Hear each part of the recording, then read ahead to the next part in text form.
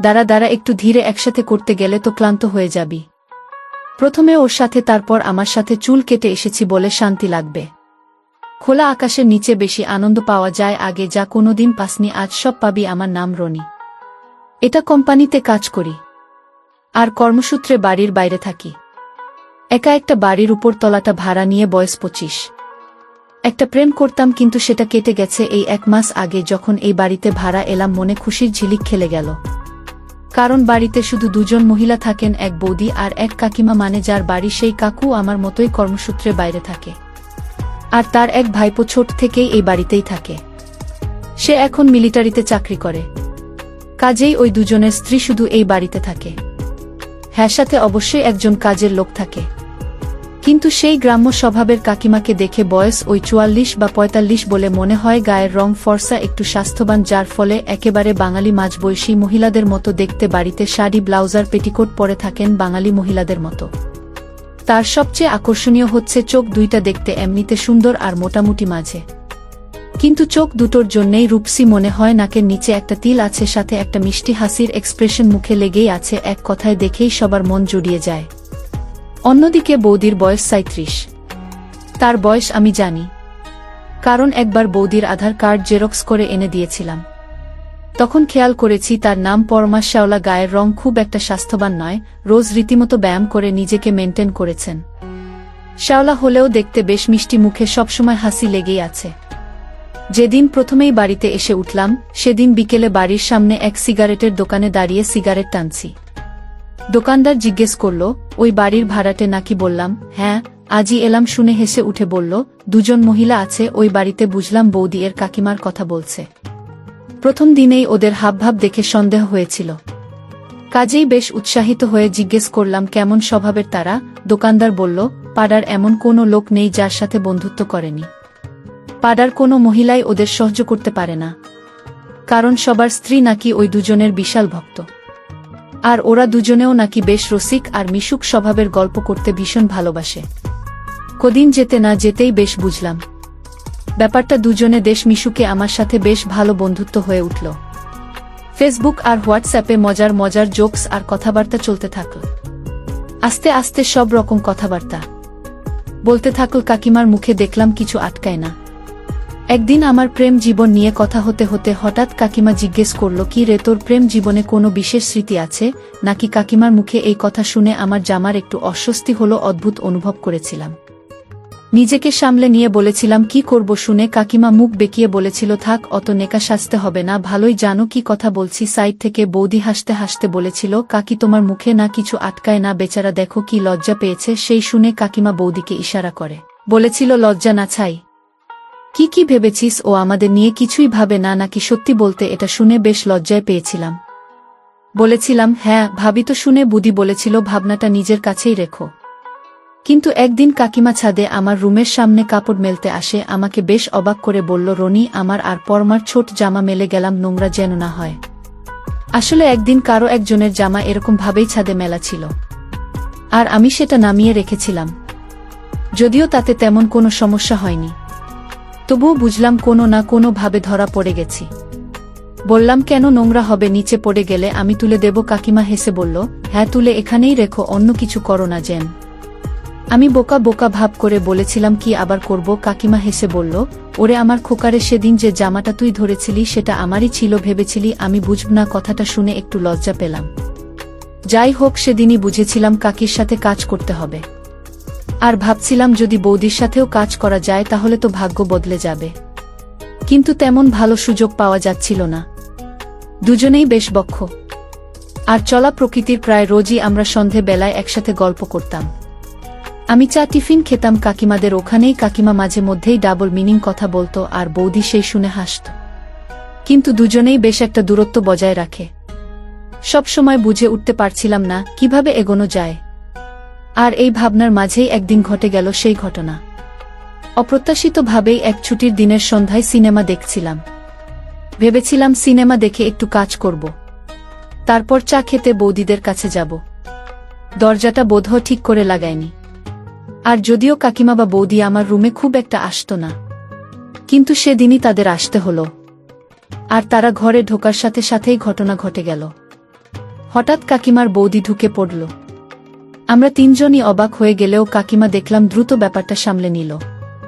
বৌদিকে প্লাস্টিকের ব্যাগ হাতে দিয়ে বলল, যা এগুলোকে সাজিয়ে নিয়ে আয়, এই ব্যাটার যা হাল এর দ্বারা হবে না। এই বলে কাকিমা মুচকি হেসে বলল, যাও একটু ফ্রেশ হয়ে এসো। আমার একটু অস্বস্তি হচ্ছিল, আর ভাবিছিলাম আসার আর সময় পেল না। কাকিমা বলল, এগ রোল এনেছি। আমি কাকিমার ক্যাজুয়াল ভাব দেখে একটু অবাকই হলাম। এত বড় একটা ব্যাপার, এর পরেও ভাবটা এমন যেন কিছুই হয়নি। আমি উঠে বাথরুমে গিয়ে ফ্রেশ হতে হতে ভাবলাম আজ হয়তো একটা নতুন অধ্যায় শুরু হতে পারে। বাথরুম থেকে ফিরে দেখি বৌদি আর কাকিমা এগ রোল খাচ্ছে। বন্ধুরা, এ সময় কিছু ঘটনা ঘটে যেগুলো সরাসরি বলা যাচ্ছে না। তোমরা কমেন্টে দেওয়া লিঙ্ক থেকে আমার ওয়েবসাইট ভিজিট করো, সেখানে একদম খোলামেলা গল্প দেওয়া আছে।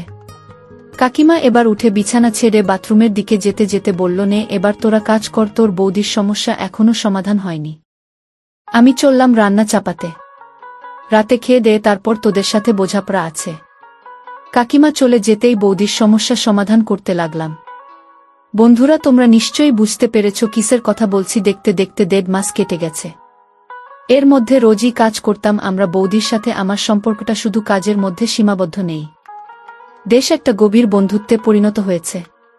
কেউ কাউকে অবশ্য ভালোবাসিনি, আমরা কিন্তু দুজনেই বুঝি দুজনের মনে কি রয়েছে। কাকিমা ও আমাদের একা সময় কাটানোর জায়গা করে দেয়া। মাঝে মধ্যেই শুধু আমি আর বৌদি একসাথে সময় কাটাই, সেখানে আবেগটাই বেশি থাকে। কিন্তু কাকিমার সাথে থাকলেই আবেগটা আর থাকে না, অন্য কিছুতে পরিণত হয়। আমি আর বৌদি দুজনেই এই সময়গুলো উপভোগ করি। এই 1.5 মাসে আমি অনেক পরিণত হয়ে উঠেছি। এখন আর আগের মতো সহজে হাল ছেড়ে দিই না। কাকিমার বৌদি একসাথে থাকলেও না, ওরাও নিজেদের মধ্যে বলাবলি করে যে আমি নাকি কাজে আস্তে আস্তে দক্ষণ হয়ে উঠছি। এর মধ্যেই একদিন সম্পূর্ণ অন্যরকম এক অভিজ্ঞতা হলো। সেদিনটা রবিবার ছিল, ছুটির দিন। কাকিমার দুপুরে স্নান করে আমাকে বলে রেখেছিল, আর কাজ করার সময় অনেক ধৈর্য ধরতে হবে। পুরো আগুন হয়েছিল। সন্ধ্যায় কাকিমার সাথে বৌদিও যোগ দিল। পরিবেশটা ছিল দারুণ প্রাণবন্ত। ঘণ্টাখানেক পর কাকিমার বৌদি বিশ্রাম নিচ্ছিল, আমি শুয়ে আছি। এমন সময় কাকিমার ফোনটা বেজে উঠল। ফোনটা হাতে নিয়ে কাকিমা বলল, মলি কল করেছে বলেই একটা দুষ্ট হাসি। কাকিমা ফোনটা রিসিভ করে বলে উঠল, কি রে, এতদিন পর মনে পড়ল? ওপার থেকে কি জবাব এল শুনতে পেলাম না, শুধু একতরফের কথাই শুনতে পাচ্ছি। সেই ব্যস্ততা থাকবেই। এখন আমাদের কি আর মনে পড়বে? শোনো, আমাদের বাড়িতে ইয়াং একটা ছেলে ভাড়াতে এসেছে, অনেক মিশিকার বন্ধু, সুলভ স্বভাবের। তুই চাইলে পরিচিত হতে পারিস। অনেক কাজের। অন্য ছেলেটা আমাকে আর পরমাকে অনেক সাহায্য করে, কাজে একদম দক্ষ। ওর সাথে কাজ করে আমরা অনেক আনন্দে আছি। তাদের কথা শুনে বুঝলাম এই মলিও তাদের মতোই। বৌদিকে আসতে করে জিজ্ঞেস করলাম, কে এটা? বৌদি বলল, মলিদি কাকিমার ননদ। আমি দিদি বলেই ডাকি, আমার থেকে 1 বছরের বড়। বললাম, এও কি তোমাদের মতোই নাকি? বৌদি শুনে শুধু হেসে উঠল, কিছু বলল না আমাকে। ওদিকে কাকিমার ফোনে কথা তখন চলছে। কি আর করবি তুই, যা জিনিস। তোর কথা ভাবলে আমার কেমন যেন মনে হয় তোর অফিসের ছেলেগুলোর আর দোষ কোথায়? কাকিমা ফোনে আমার সম্বন্ধে অনেক কথা বলছিল, এসব বলাতে বেশ ভালোই লাগছিল। নতুন ভাড়াটে, হ্যাঁ, ট্রেনিং দিচ্ছি বলে হাসতে লাগলো। কাকিমাকে এত হাসতে দেখিনি। এর আগে বুঝলাম বৌদি থেকেও বৌদির নন্দে কাকিমার বেশি কাছের বন্ধু। কাকিমা মলিদির কাছে আমার নামে অনেক প্রশংসা করেছে বলে মলিদি আমার সাথে সাথে ভিডিও কলে কথা বলতে চায়, আমার সাথে পরিচিত হতে চায়। যদি তার হয় তাহলে কাজও জুটতে পারে। একটু পর ভিডিও কল দেওয়া হলো। মলিদি আমাকে দেখে অনেক খুশি হয়েছে। সেদিন কলে যা হয়েছিল তা আসলেই অনেক মজা ছিল। বন্ধুরা, ইউটিউবের কড়া নিয়মের কারণে এসব ঘটনা সরাসরি বলা যাচ্ছে না। তোমরা কমেন্টে দেওয়া লিঙ্ক থেকে আমার ওয়েবসাইট ভিজিট করো, সেখানে একদম খোলামেলা গল্প দেওয়া আছে। এরকম একটা বাড়িতে এসে আমার ভাগ্য বদলে গেছে। এরকম বাড়ি হাতছাড়া করতে আমি রাজি না। তাছাড়াও সময়টা ছিল দুর্গাপুজোর। দাদা এসেছে, সেজন্যেই কাকিমার বড় ছুটি পায়নি। আমিও বাড়ি গেলাম কিছুদিনের জন্য। 1 মাস কেটেও গেল দেখতে দেখতে। আমি 15 দিন আগেই দাদারও ফেরার দিন চলে এল। দাদার যাওয়ার ট্রেন ভোর 4টার সময় বেরোবে 3টের দিকে। এই কদিনে দাদার সাথে 2-3 বারই কথা হয়েছে। আমারই অবশ্য লজ্জা লাগছিল কথা বলতে, কেননা বৌদিকে অনেক কাজে সাহায্য করেছি। যাই হোক, আমার অত ভেবে কাজ নেই। আমার যা দরকার তা তো ভালো মতোই হচ্ছে। সেদিন রাতে আর ঘুমালাম না, জানি দাদা বেরোলেই আবার শুরু হবে। আমিও 1 মাস একঘেয়েমি জীবন যাপন করেছি। চাতক পাখির মতো অপেক্ষায় আছি। আবার সবার সাথে হাসি আনন্দের সময় কাটানোর জন্য শুয়ে শুয়ে কাইমার বৌদির কথা ভাবতে ভাবতে প্রায় ঘুমিয়েই পড়েছিলাম। এমন সময় একটা গাড়ির হর্ন আর গ্রিলের গেটের শব্দে ঘুম ভেঙে গেল। বুঝলাম দাদা বিদায় নিয়েছে। আস্তে করে উঠে ছাদে গেলাম। নভেম্বর মাস, হালকা ঠান্ডা পড়েছে, কুয়াশা হালকা হালকা। ছাদের আলোটা বন্ধ করে সিগারেট ধরালাম আর একটা প্ল্যান মাথায় এল আর কাকিমার বৌদির সাথে এই খোলা আকাশের নিচে অনেক গল্প করব। কিছুদিন আগেই কালীপুজো গেছে, হালকা চাঁদের আলো ফুটতে শুরু করেছে অমাবস্যার পর। একটা মায়াবী আলো ভরে গিয়েছে ছাদটায়। এই আলোর নিচেই আজ গল্প করব। এইসব ভাবতে ভাবতেই শুনি পায়ের শব্দ। অনেক চেনা লাগছিল এই পায়ের শব্দ। বুঝলাম বৌদি আসছে, তবে একাই আসছে। আমি তাকিয়ে রইলাম ছাদের দরজার দিকে। একটু পর উঠে এল বৌদি। আমি দরজা দিয়ে উঠে বাম দিকে কিছুটা এগিয়ে দাঁড়িয়ে বৌদি ছাদের আলো বন্ধ দেখে একটু দাঁড়িয়ে গেল।